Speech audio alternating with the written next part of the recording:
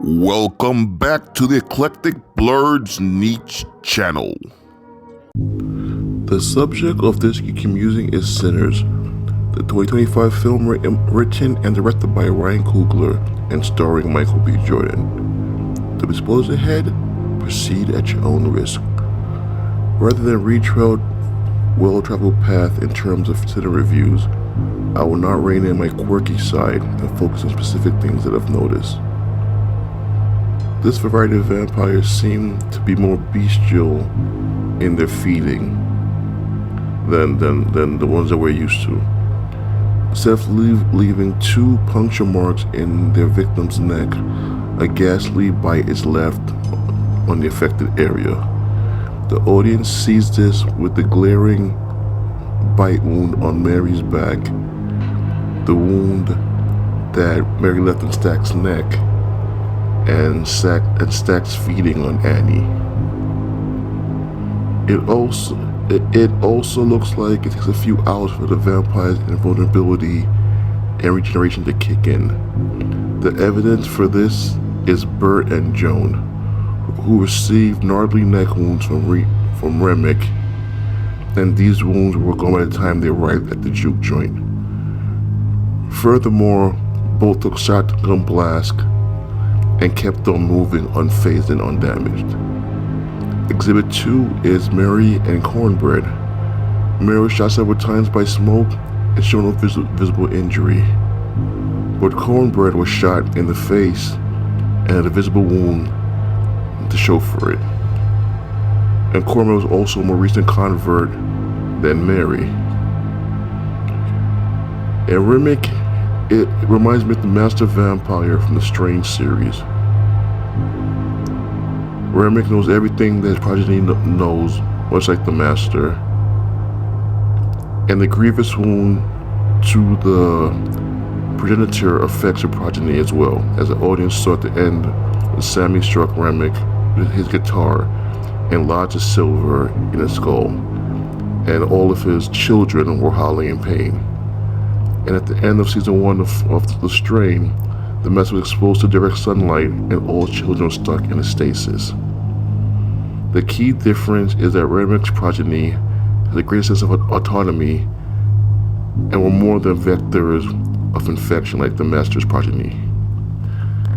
I'm curious about the 3 vultures that flew over Blerd and Joan's house.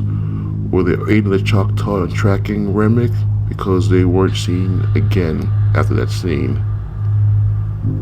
And there are also many there are many Irish influencers who say that Remick was an Arvatok.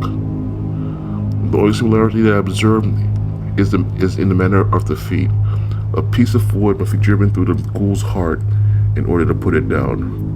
In the case of the Arvatok, it must be yew wood, and the body must be buried upside down and placed under a huge stone. And the Arvatok was also an evil and cruel magician who terrorized his subjects through his insane and wicked acts, and he continued to plague them after his death. While Remick was a victim of English oppression and colonization, and promised his progeny a world without such prejudice. Coogler packed this film with so many interesting story elements that could easily be taken and expanded further, either in another film or in a television series.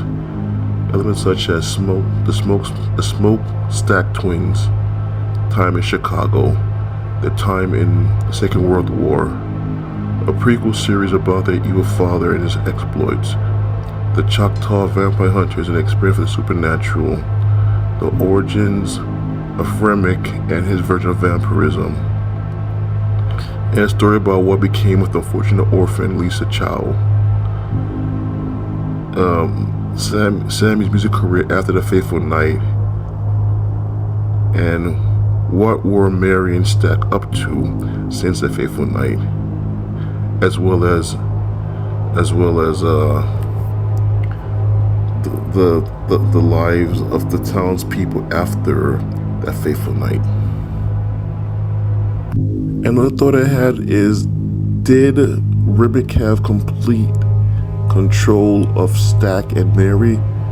Because when Mary got him back into the juke joint, she went after Stack and turned him instead of going and getting Sammy, who was like Ribic's main objective. And when they all attacked the humans at the end, what's his name? Stack specifically like sought out Annie. So it's kind of like I was wondering. It kind of makes me wonder, like, did Ribic have complete control over them, or did he give them autonomy to do a little bit extra? Because it doesn't make sense if his primary objective is Sammy. Why are the vampires kind of going for everybody else except their main objective? That kind of like just made me wonder. So I wonder if he had complete control over everyone, or does people with strong wills have their own autonomy overall? If you like this content, please share, like, subscribe, comment, and turn on notifications. And if you're a returning viewer, thank you so much for your continued support.